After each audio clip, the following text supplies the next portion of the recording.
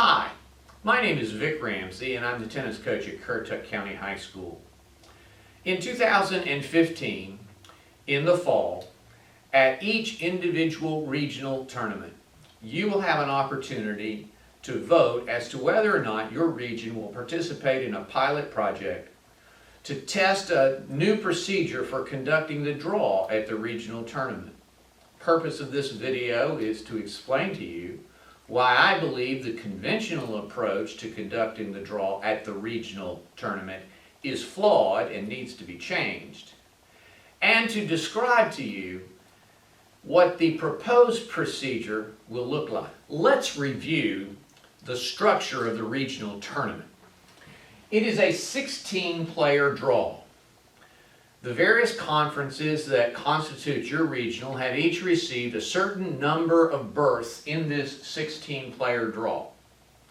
That number is based on the number of schools you have in your conference that participate in girls tennis in the fall or boys tennis in the spring.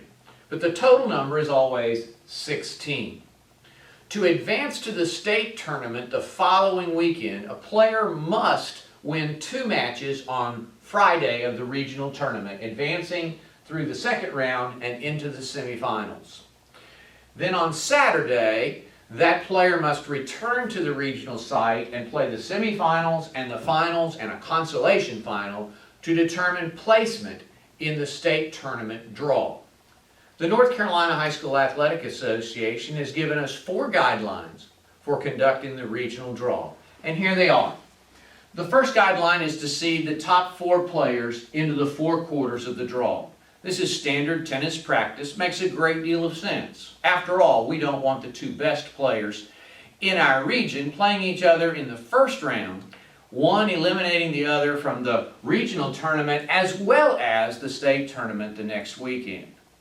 The second guideline is to separate teammates into the opposite halves of the draw. And this too makes a great deal of sense. We don't want teammates having to play each other with a spot in the state tournament at stake. In fact, we don't want teammates playing each other at all unless they absolutely have to. By placing teammates in the opposite halves of the draw, we ensure that teammates will not have to play one another unless both players reach the final of the tournament. Third, we're told to separate conference members such that every player plays someone from another conference in the first round. This is a new mandate, but it's a good one. This adds excitement and mystery to the regional tournament. After all, you've perhaps had the experience, I know I've had the experience, of driving 2.5, 3 hours to a regional site, sitting through the seating meeting and the draw, only to discover that our kids were going to play someone from our own conference, someone they played all season long, and the outcome was more or less predetermined. By separating conference members in the first round, we ensure that every person gets a chance to test their skill against somebody new. And that creates, as I say, interest and excitement and a little bit of mystery in the tournament, and that's a good thing. Did you know that after you have placed the 4 seeded players in the draw and put the other 12 names in a pot and draw them out randomly, that there are over 30 million unique possibilities for constructing the draw? But most of those possibilities are invalid because they violate these 2 mandates. But even if only 1/100% of those 30 million possibilities are valid, that's still over 3,000 possibilities. It's easy to go behind closed doors and place players such that these mandates are satisfied. But of course, when you do that, someone's going to end up playing the number 1 seed. And the coach of that player is going to ask why their kid ended up playing the number 1 seed in the first round rather than somebody else. And so the challenge is to select one of those 3,000 possibilities openly, publicly, fairly, randomly, and quickly, because you've got a 1-hour coaches meeting to get this done. Now, the conventional approach to conducting the regional draw goes something like this. First, the 4 seeds are placed in the tournament bracket. So the number 1 seed goes on line 1, and the number 2 seed goes on line 16. The number 3 and the number 4 seeds, if they are teammates of either the number 1 or number 2, go in the opposite halves of the draw in obedience to mandate number 2. But if there are no teammates involved, then there's a coin flip or a draw of some sort, and the number 3 or 4 seed goes on line 5, and the corresponding seed goes on line 12. Then you would place the other 12 players' names in a hat or a pot, something like this, and you draw their names out. And if they can go on the line that they're drawn for, then that's where they go. But if they're drawn to a line where they are restricted, for instance, if a player already has a teammate in the top half of the draw and they're restricted to the bottom half, then they go on the first available line in the next half of the draw, or the next available line. And that's the problem, because it creates an unfair advantage. It's not fair and random. Let me demonstrate. Suppose we have a teammate of our number 1 seed. Her name is Sally. Now, Sally can't be in the top half of the draw. She's got to be in the bottom half of the draw. If the draw is fair and random, then she would have an equal chance of landing on any line in the bottom half of the draw. But that's not what happens. Watch what happens to Sally as she is drawn, all the possibilities associated with Sally being drawn. If she's drawn out of the pot first, she doesn't go on line 2, she goes on line 9. She's drawn second, she goes on line 9. It's the next available line. She's drawn third, line 9. Fourth, fifth, sixth, line 9. Seventh, now we're drawn in the bottom half, she still ends up on line 9. She's drawn 8th, 9th, 10th, 11th, 12th. Take a look. Instead of having a random distribution in the bottom half of the draw, Sally's chances are weighted such that she ends up on line 9 the majority of the time. She ends up on line 9 in 7 opportunities out of 12. Why does this really matter? Well, think about the nature of the draw itself. Remember, the goal is to get to the second day. If you're in the bottom quarter of the draw, you have to play the second best player in the tournament in order to get to the second day. So these are unfavorable draws. This is a bad draw. But on the other hand, if you land in the middle quarter of the draw, these are good draws. And so Sally has 7, 8, 9 chances of getting a good draw and only 3 chances of getting a bad draw.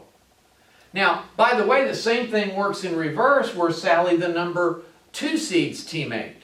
In that case, we'd be holding line 8 open for her, and if she wasn't drawn the first 5 times, 6th she's on line 8, 7th she's on line 8, 8th she's on line 8, and so forth, and the whole thing would just be in reverse. In fact, this is where a great deal of the confusion and complexity of the conventional approach comes in. Because there may be 2 or 3 Sallys, and there may be a set of unseeded teammates, and we got to figure out how many of these lines in the top half of the draw as we make the draw, how many of these lines we have to hold open for kids who haven't yet been drawn. And it's confusing, and there's a lot of crosstalk across the table. It's unnecessarily complex. But more importantly, it's just unfair. After all, Sally hasn't done anything herself to warrant an advantage in the draw. She's not seeded. Her teammate is seeded. All she did was ride on the bus to the tournament with a really good player. And yet, she gets a 75% chance of a good draw and only a 25% chance of a bad draw. Now, what's really interesting is that the same thing happens if the 2 teammates are unseeded. And that's because in a certain set of possibilities, one of the unseeded teammates is moved to a favorable draw. For instance, suppose we got two kids from Currituck, Jane and Joan. Jane is drawn first, so she's going to end up on line 2. Tough luck. Joan is drawn next. Well, she can't go on line 3 because her teammate's already in that half of the draw. So she ends up down here on line 9. What that does is it creates an advantage. And of course, it could have been the reverse. Joan could have been drawn first, and Jane ends up on line 9. Here's the point. There's a 58% chance that an unseeded teammate will receive a favorable draw, and only a 42% chance that they'll end up with an unfavorable draw. And again, these kids are unseeded. They've done nothing to earn this advantage in the draw. And so the conventional approach fails because it's unnecessarily complex. I haven't talked about this, but it doesn't really have a mechanism for separating conference members in the first round. But most importantly, it fails because it's unfair. It's not fair and random. It gives to certain players a real advantage, just as real as if we let them raise the net 3 inches when their opponent was serving and lower it 3 inches when they were serving. It's a real advantage. It's an undeserved advantage. They haven't done anything. Their teammate may be good, but they haven't done anything. And it's an advantage that comes at the expense of everybody else in the tournament. Because after all, the total number of possibilities for getting a favorable or unfavorable draw in the entire field, it's a finite number. It doesn't change. This is a zero-sum game. And so if Sally or Joan or Jane have more chances of a favorable draw, then that comes at the expense of other players who don't have the benefit of a teammate also being in the tournament. So for all of these reasons, complexity, no way to separate conference members, and the unfairness of it, the conventional approach, in my opinion, drawing names out of a hat and then trying to figure out where they go, is fatally flawed. Now let's dig a little deeper. Why does the conventional approach, drawing names out of a hat and placing them on the next available line, why does it fail? Well, think about a mathematics equation. Let's say it's 3 plus 4 times 2 equals whatever. Now, if you just use a conventional approach, reading left to right, you'll say 3 plus 4 is 7, times 2 is 14. You haven't made any mistakes computationally, but you're wrong.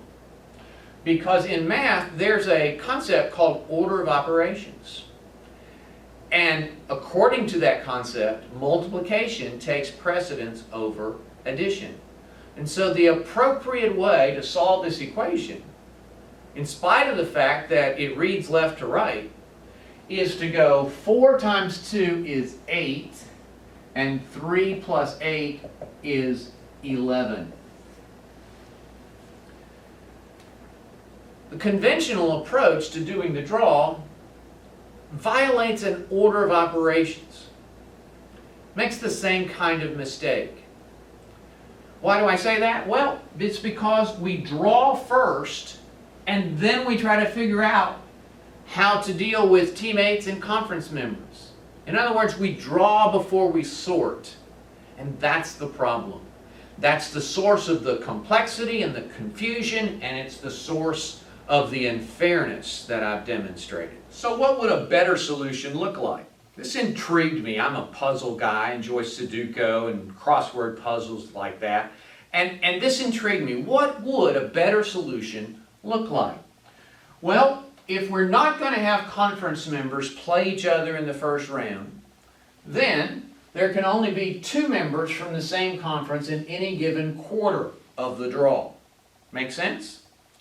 And if that's the case, then in any half of the draw, there can only be 4 members from a given conference. And when you take that observation and lay it beside the guidelines we've been given, a better solution begins to emerge. First, you identify the 4 seeded players. Second, you sort the field into 2 halves, guaranteeing that teammates are in opposite halves of the draw and conference members are distributed such that no more than 4 are in any half of the draw. Third, you sort each half into its respective quarters, ensuring that only 2 members from a given conference are in each quarter. And then finally, you populate the draw. Now, if you're successful in sorting the field such that there are only 2 conference members in any quarter of the draw, then there are only 4 possibilities which remain for populating that quarter of the draw. And let me show you what they are. First of all, you could have a situation where there are 2 members from a given conference. You got a blue conference here and a yellow conference here. Well, your number 1 seed goes here, and that means that the blue conference member goes here on line 3, and you do a draw between the 2 players from the yellow conference. You could also have a situation where instead of having 2 conferences with 2 members, you have a 2-1-1 split with the seeded player as part of the 2. And the solution is the same. The blue conference member goes on line 3, the unseeded conference member, and you would draw between these 2 to determine who goes on line 2 and who goes on line 4. And you could also have a situation like this, where you have the seeded player, 2 players from a given conference, and then a 4th player from still another conference. In this case, you would take this player here and put her on line 3 because these 2 can't play each other in the first round. And then they would go on lines 2 and 4 depending upon how they were drawn. And finally, you have a situation like this, where you have 1 player from each of 4 conferences. And in this case, you simply draw for lines 2, 3, and 4 amongst these 3 players, because it doesn't matter who plays who. So those are the 4 possibilities. If you succeed in sorting the field such that there are only 2 members of a given conference in any quarter of the draw, you can always satisfy this mandate. Now what I'd like to do is demonstrate live how the proposed regional draw process will work. The tournament director will need to make some preparations, and they're different preparations than perhaps you've made in the past. First, you'll need to create a chart. I've used this portable marker board, but you could have drawn it manually on the larger marker board if you had one in the room where you're conducting your tournament meeting. You could do it on a piece of foam board perhaps, or a piece of poster board. You could even do it on a piece of butcher paper that you can roll up and take with you. The chart's got 4 columns, and those 4 columns are going to be used to chart the progress in public of each step. This is the starting field. This column, the second column, is the sort into 2 halves of the draw. This column is the sort into the 4 quarters of the draw, and then this column is how the field resolves into the 16 spaces in the bracket. Now you'll also need some sort of token that you can use in place of each player. I've used these magnetic business cards that you can get at an office supply store, but as you can see, a post-it note works just as well. And if you're using a foam board or a piece of poster board for your chart, you'll need to use post-it notes as your tokens. The token has the name of the player's school, and most importantly, they're color-coded by conference. Now, that allows you to keep track of conference members as you work through the process. You'll also need to make 2 other preparations. You'll need a container, a bucket, a pot of some sort, And you'll need 2 sets of ping pong balls. One set's white, and they are marked with the numbers of the open spaces in the top half of the draw. So this one corresponds to line 3, this one to line 4, and so forth. Conversely, the orange balls are marked with numbers in the bottom half of the draw. So this is line 10, and this is line 15.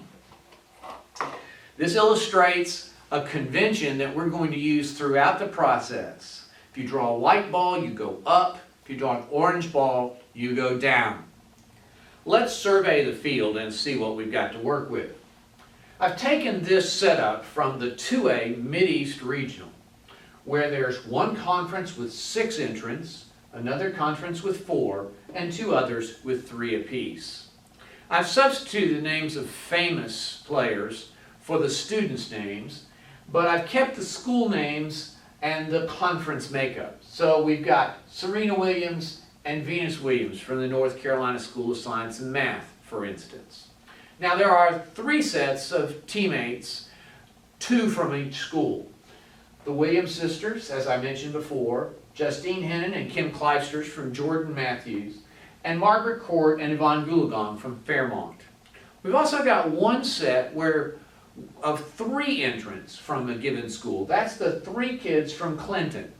And I did this so that I could demonstrate how you would separate a 3-person entry into 3 different quarters of the draw so that neither of these kids will have to play their teammate for a spot in the state tournament. The first step in the process is to identify the 4 seeds. You would do this in your coaches meeting by a vote of the coaches. Coaches would nominate their players, discuss their regular season records, and then the coaches in the room would vote to determine who the top 4 seeds were. In this case, I've identified Serena Williams as the number 1 seed, Steffi Graf as the number 2 seed, Martina Navratilova as the number 3 seed, and Margaret Court as the number 4 seed. The next step is to sort the field into the 2 halves of the draw, and we begin with the seeded players. Serena Williams is going in the top half of the draw because she's the number 1 seed. And likewise, Steffi Graf is going in the bottom half of the draw because she's the number 2 seed. Now, if the number 3 or 4 seed were a teammate of either of these 2 players, then they would go in the opposite half from their teammate. But since that's not the case here, we'll do a draw. We'll put 1 white ball and 1 orange ball in the bucket. And we'll allow the coach of the number 3 seed, Martina Navratilova, to draw on behalf of her player. She reaches in the bucket and she draws an orange ball, which means that Martina Navratilova will go down and Margaret Court will go up. Because orange always means down and white always means up. Now, the seeded players are placed in their halves of the draw. Now we've got to separate teammates into the opposite halves of the draw. We'll start here at the top. Serena Williams has her sister, a teammate, in the tournament, and so Venus Williams will go down opposite her sister and teammate. Margaret Court likewise has a teammate in the draw, Yvonne Goolagong, also from Fairmont, so she will go down as well. Steffi Graf is here by herself. There's no other player from Carborough in the draw, so we don't have to worry about her. Martina Navratilova is part of this 3-person entry from Clinton. And so we've got to separate the 3 people from Clinton such that no more than 2 of them are in either half of the draw. We've already got 1 in the bottom half, Martina. Both of these players could end up in the top half, but only 1 could end up in the bottom half. So here's how you handle that. Since we can put both of them in the top half, we'll put 2 balls, white balls, in the bucket. Only 1 can be in the bottom half, so we'll place 1 orange ball in the bucket, shake it up, and let the coach draw on behalf of her players. Tracy Austin draws a white ball, which means that she's going to go up. And still a white ball and an orange ball in the bucket. So we draw on behalf of Chris Everett, and she draws a white ball as well. And so she also goes up. And we'll put the orange ball that was remaining back in our supply. Now we have one more set of teammates. They're both unseeded, and that's Justine Hennon and Kim Kleisters. So we'll put one white ball and one orange ball in the bucket because one must go up and one must go down. Shake it up. And coach draws on behalf of Justine Hennon, draws an orange ball, which means that Hennon goes down and Kleisters goes up. And here's the white ball. Now we've separated all of the teammates, it's time to deal with conference members.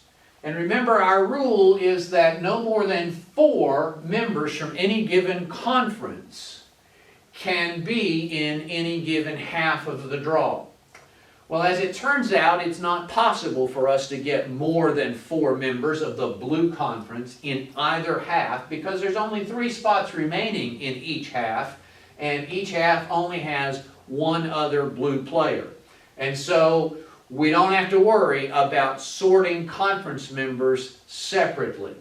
If there had been 4 open spots here, such that all 4 of these players could come to this half of the draw, then you'd have to deal with this conference separately, putting 3 white balls and how many ever orange balls in the bucket and drawing for each of them separately from these 2. But since that's not the case in this demonstration, we can skip that step.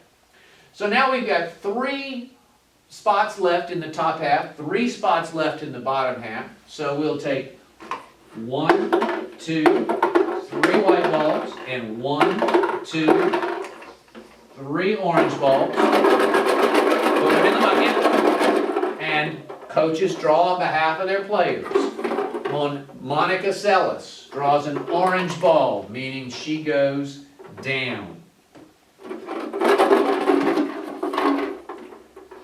Maria Sharapova also draws an orange ball. She goes down. Lee Nam draws a white ball. She goes up.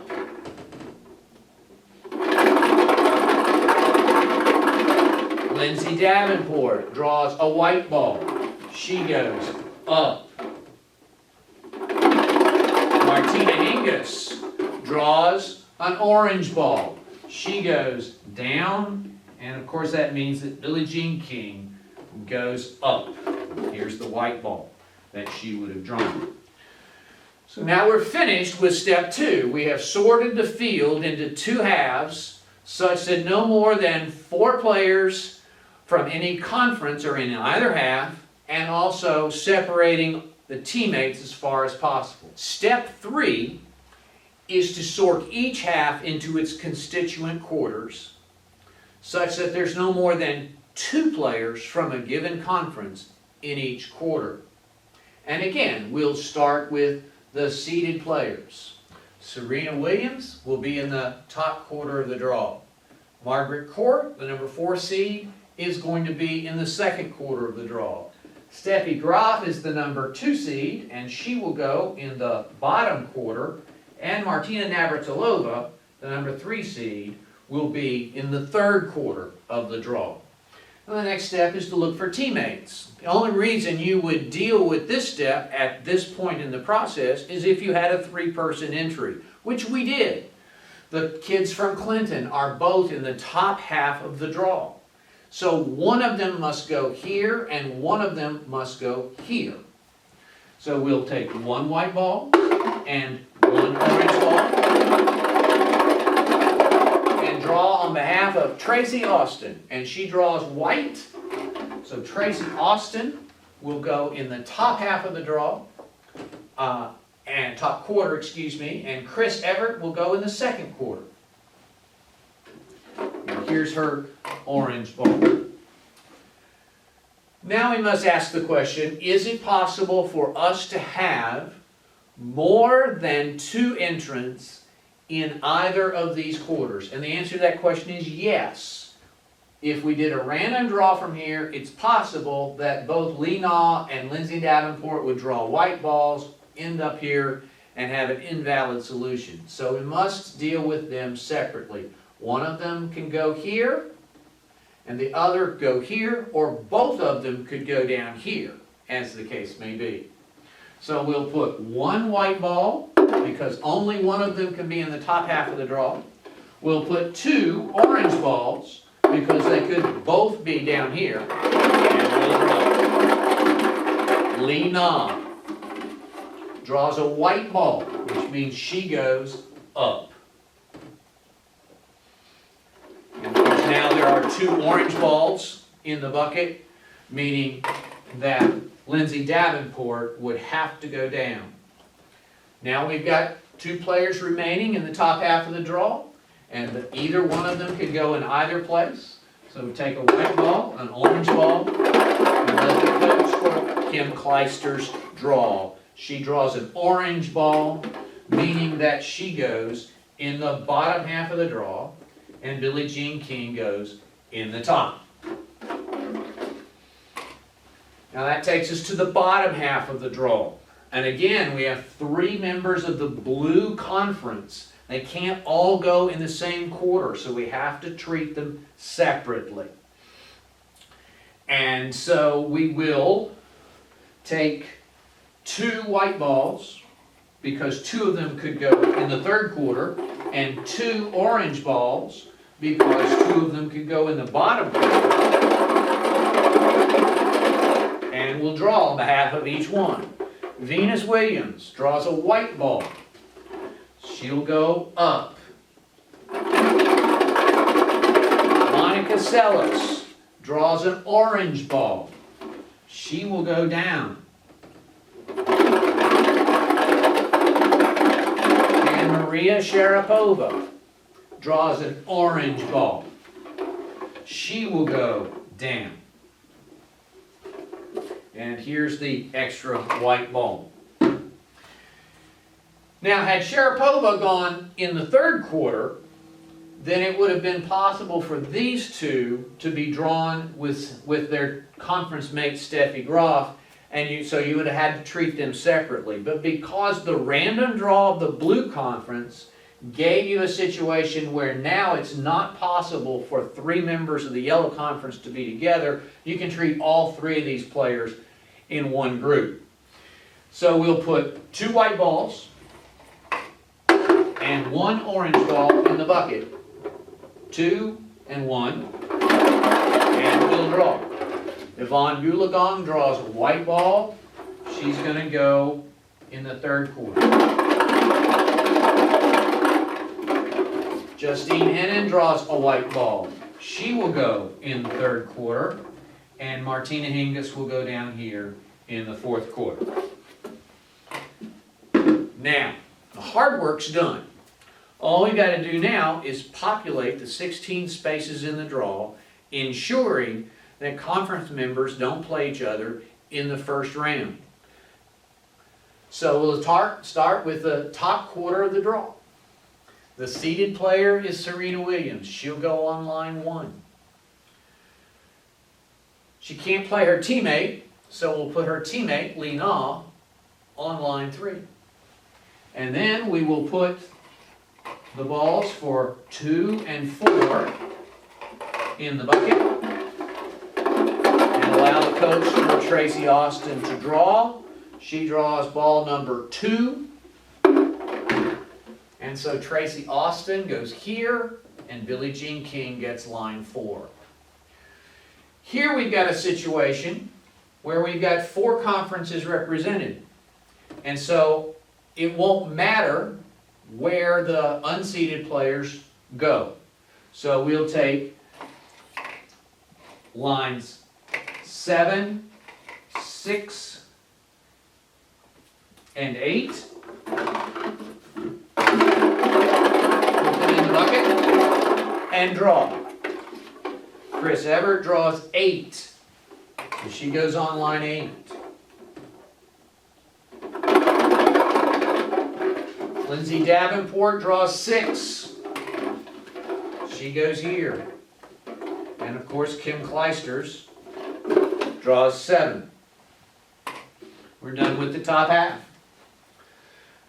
Got the same situation in the third quarter. Martina Navratilova, the number 3 seed, will go on line 12. And since these are 3 different conferences, we'll draw lines 10, lines 9, and line 11. Venus Williams draws line 10. Yvonne Guladon draws line 9. And Justine Hennon, therefore, gets line 11. And finally, the bottom quarter of the draw, of course, Steffi Groff, the number 2 seed, is going to go on line 16. And there's a teammate, or a conference member rather, for her and 2 conference members of the blue conference. Well, Hingis can't play Groff in the first round because they're in the same conference, so she goes on line 14, and we'll put 13 and 15 in the bucket and draw. Monica Sellas draws line 15.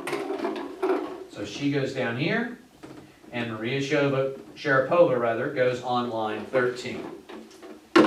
And we're done. Now let's look at what we've accomplished. Top 4 seeds have been placed in the 4 quarters of the draw. Teammates have been separated as far as possible, and no player in the draw has to play a teammate for a spot in the state tournament. Every first round match is composed of members of different conferences. We've done it publicly. And at every point in the process where there was any question about where someone needed to go, they were placed where they went by virtue of a random draw. And so it's fair to all concerned. No one gets an advantage because they're the teammate of a seeded player. And no one was moved manually in the draw after they were drawn. We've done it fairly quickly, in the space of 10 to 15 minutes, a time frame that will easily fit in the context of a 1-hour coaches meeting. This is the process we are recommending, and I want to encourage you to vote to participate in this process when you gather at your regional site in October. Thank you for watching this video. Have a great season.